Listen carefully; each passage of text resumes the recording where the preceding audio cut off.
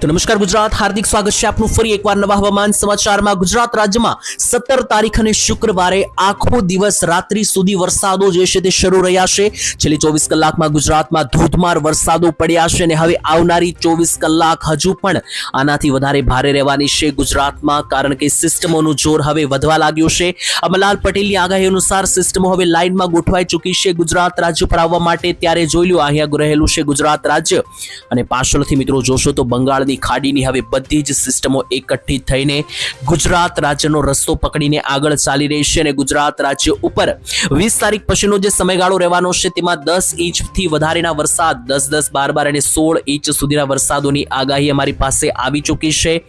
અને આવનારા 24 કલાક હવે કેવા જવાના છે, એટલે 18 તારીખનો દિવસ કેવો રહેશે? 18 તારીખ અને શનિવારનો દિવસ છે, શનિ રવિની રજા પણ આવી રહી છે। તો રજાની અંદર જો કે બહાર ફરવા જવાનો પ્લાન બનાવી રહ્યા હોય તો સાવધાન થઈ જજો, કારણ કે વરસાદની સિસ્ટમો હવે ચારો દિશા તરફથી ગુજરાત રાજ્યના આગળ પાછળ ગોઠવાઈ ગઈ છે અને હવે આવનારી કલાકોમાં શું મોટી નવાજોની થવાની છે તેના વિશે આજના આ વિડીયોની અંદર લાઈવ ચર્ચા કરીશું તમારી સાથે।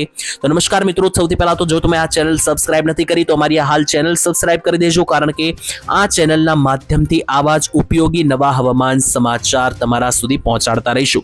બીજી બાજુ એક ડિસ્ક્લેમર આપી દઈએ કે વિડીયોમાં જે કે પણ આગળ માહિતી મેળવવાની છે બધી જ વેધર મોડેલો ડેટાઓને આધારે છે, સૂત્રો અનુસાર જે માહિતી આવી રહી છે તેને આધારે છે, તેની રિસ્પોન્સિબિલિટી અમે કોઈ પણ પ્રકારે લેતા નથી।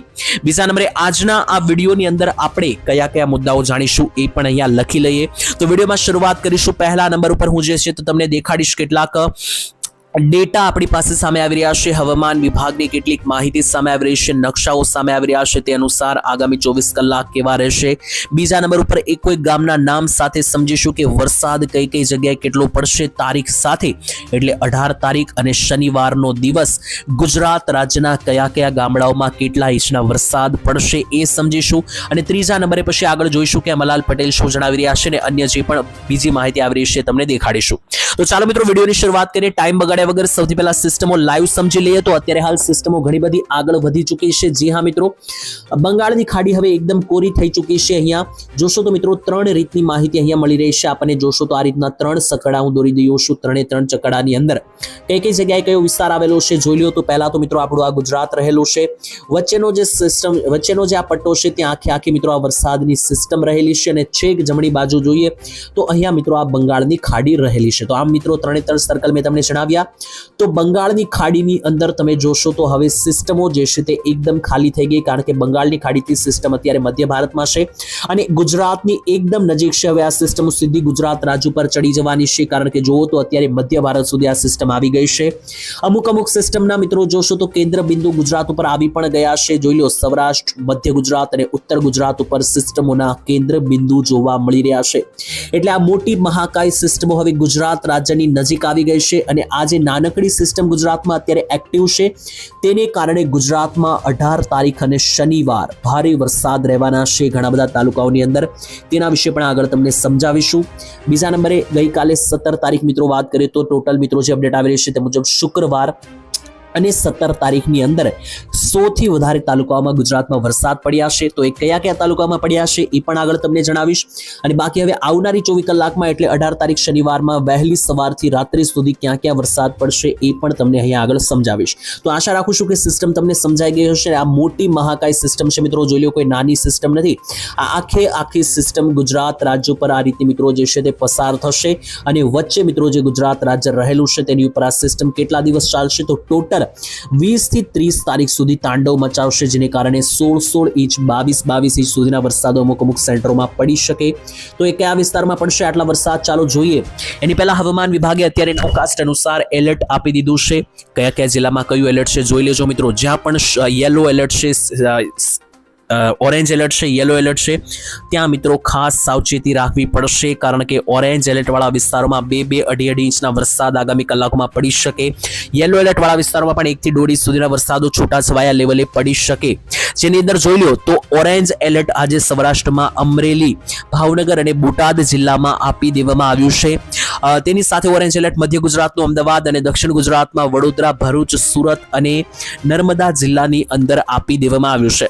આના સિવાય વાત કરીએ યલો એલર્ટની, તો યલો એલર્ટ પણ તમે અહીંયા લાઈવ જોઈ શકો મિત્રો. કચ્છ, તેની સાથે મોરબી, જામનગર, દ્વારકા, સુરેન્દ્રનગર, જુનાગઢ, ગીર સોમનાથ, એની સાથે પોરબંદર અને રાજકોટ જિલ્લામાં, સૌરાષ્ટ્રમાં, મધ્ય ગુજરાતમાં જોશો તો અહીંયા ગોધરા, દાહોદ, મહીસાગર, પંચમહાલ, ખેડાના વિસ્તારોથી લઈને ઉપર ચાલીએ તો અરવલ્લી, સાબરકાંઠા અને મહેસાણાના વિસ્તારોમાં યલો એલર્ટ છે. દક્ષિણ ગુજરાતમાં નવસારી, વલસાડ અને ડાંગની અંદર યલો સિગ્નલ આપી દેવામાં આવ્યું છે. એટલે બનાસકાંઠા અને પાટણને છોડીને બધા જ જિલ્લાઓમાં વરસાદનું સિગ્નલ અત્યારે હવામાન વિભાગની અપડેટ મુજબ સામે આવી રહ્યું છે. બીજા નંબરે લાઈવ સેટેલાઇટ તમને દેખાડી દઈએ, જોઈ લો.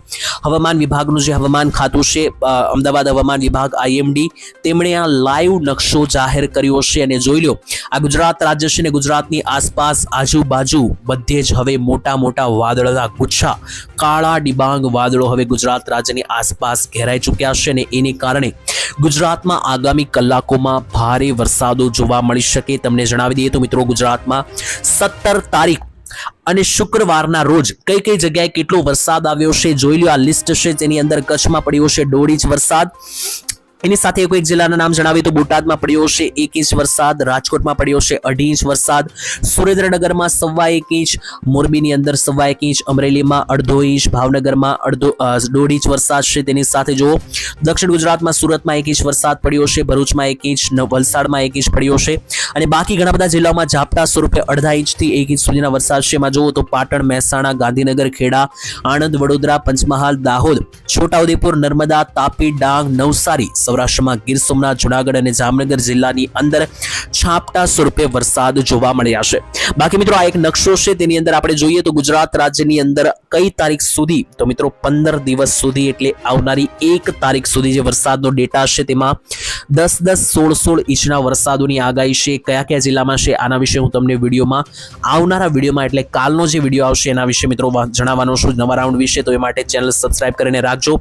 હવે આપણે મેઇન વાત કરી લઈએ તો આજે ગુજરાત રાજ્યની અંદર આગામી 24 કલાકની અંદર કઈ કઈ જગ્યાએ કેટલા વરસાદો પડશે તેના વિશે એક ગામના નામ સાથે હવે સમજી લઈએ. તો જોઈ લો, 18 તારીખનો દિવસ ગુજરાત રાજ્યના ઘણા બધા વિસ્તારોમાં પડવાનો છે વરસાદ, કારણ કે 18 તારીખની અંદર જ ખાસ મિત્રો ઘણા બધા વિસ્તારોમાં સિસ્ટમો અને વાદળો જે છે તે છૂટા છવાયા રેન્જમાં જોવા મળી રહ્યા છે અને વાદળોને આધારે સમજીએ કે સૌથી પહેલા તો મિત્રો અત્યારે જે લાઈવ સિસ્ટમ જે ભાગોમાં છે તેને કારણે આસપાસના બધા જ વિસ્તારોમાં વરસાદો જે છે તે ભૂક્કા બોલાવાના છે. તો અત્યારે સિસ્ટમનું કેન્દ્રબિંદુ જોશો તો આ છે, આ કેન્દ્રમાં આવતા તમામ જિલ્લાઓમાં વરસાદ ભૂક્કા કાઢશે. આજે 2 ઇંચથી 2.5 ઇંચ સુધીના વરસાદો પડી શકે. એમાં કયા કયા જિલ્લાઓ રહેલા છે તો જોઈ લો. પહેલા તો ભાવનગર જિલ્લાના જે વલભીપુર, પાલીતાણાનો વિસ્તાર છે, ગારિયાધાર છે, એ ખૂણો, બોટાદની અંદર બરવાળાથી લઈને મિત્રો જે ગઢડાના વિસ્તાર છે, સાળીંગપુર છે, આ આખો પટ્ટો, અને ઉપર સુરેન્દ્રનગરમાં સલાયાના વિસ્તાર, ચોટીલા, મધ્ય ગુજરાતનો અમદાવાદનો પટ્ટો, નીચે જુઓ તો અખાત, ખંભાતનો અખાત, આણંદ, નડિયાદ અને દક્ષિણ ગુજરાતમાં વડોદરા, ભરૂચ સુધીનો આખો આ મધ્યનું આખું ચકેડું છે. આ જિલ્લાઓની આસપાસ સિસ્ટમ ભ્રમણ કરી રહી છે, જેથી આ બધા જ વિસ્તારોમાં આવનારી કલાકોની અંદર ગાજવીજ સાથે ધોધમાર વરસાદો જે છે તે તમને પડતા જોવા મળશે. આના સિવાય બાકીના જિલ્લાઓ વિશે પણ 18 તારીખની અપડેટ જોઈ લો. તો 18 તારીખે દક્ષિણીય ગુજરાતના નીચેના જે ભાગો છે ત્યાં પણ સારા એવા વરસાદોની ભીતિ જોવા મળી રહી છે, જેમાં વલસાડ આવેલું છે, ડાંગ, બારડોલી, સાપુતારા, નવસારીનો જે વિસ્તાર છે એની સાથે બાકીના પણ અહીંયાથી વિસ્તારો જોઈ લો. તો મધ્યની અંદર પણ વાદળો જોવા મળી રહ્યા છે. જો કે મધ્ય ગુજરાતમાં એવા કોઈ મોટા વરસાદની આગાહી નથી, માત્ર ઝાપટા જોવા મળશે 18 તારીખમાં. એમાં મેં તમને જણાવ્યું એ રીતે લુણાવાડા, ગોધરા, દાહોદ, અમદાવાદ, ગાંધીનગર આ બધા વિસ્તારોમાં ઝાપટા સ્વરૂપે વરસાદ. ઉત્તર ગુજરાતમાં માત્ર વાદળો જોવા મળી રહ્યા છે. તો આ વાદળોને કારણે અમુક જગ્યાએ છાંટછૂટ પડી શકે. બાકી 1 ઇંચ ઉપરના કોઈ મોટા વરસાદની આગાહી ઉત્તર ગુજરાતમાં પણ નથી. એમ છતાં મિત્રો જુઓ તો વાદળો ક્યાં ક્યાં જોવા મળી રહ્યા છે તો મહેસાણા, ડીસા, રાધનપુર, પાલનપુર, આબુ અંબાજીથી લઈને ડુંગરપુરનો જે વિસ્તાર છે, ખેડબ્રહ્મા છે, હિંમતનગર છે અને જે અરવલ્લી બાજુનો પ્રદેશ છે, આ ભાગોની અંદર વાદળ સ્વરૂપે સિસ્ટમો જોવા મળી રહી છે. કચ્છની વાત કરીએ તો કચ્છમાં પણ ભયંકર વાદળો છે, રાપર, અડેસર, નખત્રાણા બાજુ, ગાંધીધામ, ભચાઉ, માંડવી બાજુ. પરંતુ આ વાદળો હવે કેટલા વર્ષે જોવાનું રહેશે, કારણ કે આ વાદળોની ગતિવિધિઓ આગળ પાછળ થઈ રહી છે. સેમ ટુ સેમ સૌરાષ્ટ્રમાં પણ મિત્રો જે જમણી બાજુનો ખૂણો છે કે જ્યાં ભાવનગર, અમરેલી અને બોટાદ આવેલું છે, આ જિલ્લાઓમાં વરસાદો આગામી કલાકોમાં ખૂબ સારા રહેવાના છે. પરંતુ બાકીના જે ભાગો છે જેમ કે જુનાગઢ થઈ ગયું, તેની ઉપર જો તો રાજકોટ થઈ ગયું, એની ઉપર જોશો તો મોરબી, સુરેન્દ્રનગર અને આ બાજુ ડાબી તરફ આવીએ તો દ્વારકા, પોરબંદર, જામનગર આ ભાગોમાં કોઈ મોટા વરસાદો દેખાતા નથી. ઝાપટા સ્વરૂપે મિત્રો વરસાદ પડી શકે. બાકી જે મેઇન રાઉન્ડ આવવાનો છે, અંબાલાલ પટેલે પણ અપડેટ આપી છે 20 થી લઈને 30 તારીખનો. એની અંદર પછી તમને સારા વરસાદો જોવા મળશે અને સિસ્ટમ વધારે ખૂંખાર બનતી જોવા મળશે. એ રાઉન્ડ જ્યારે નજીક આવશે ત્યારે એના ઉપર પ્રોપર વિડીયો બનાવીને આવતીકાલના વિડીયોમાં હું તમને અપડેટ આપવાનો છું. બાકી અત્યારે હાલ કેવી પરિસ્થિતિ છે તમારા ગામમાં જણાવજો કોમેન્ટની અંદર વિસ્તારથી. બાકી ડિસ્ક્લેમર છેલ્લે આપી દઉં કે વિડીયોમાં જે માહિતી મેળવી બધી મેં તમને આગળ જણાવ્યું એ પ્રમાણે હવામાન વિભાગની છે ડેટાઓ અનુસાર અને જે પણ નકશા આવ્યા છે તે અનુસાર છે, તેની પુષ્ટિ અમે કરતા નથી.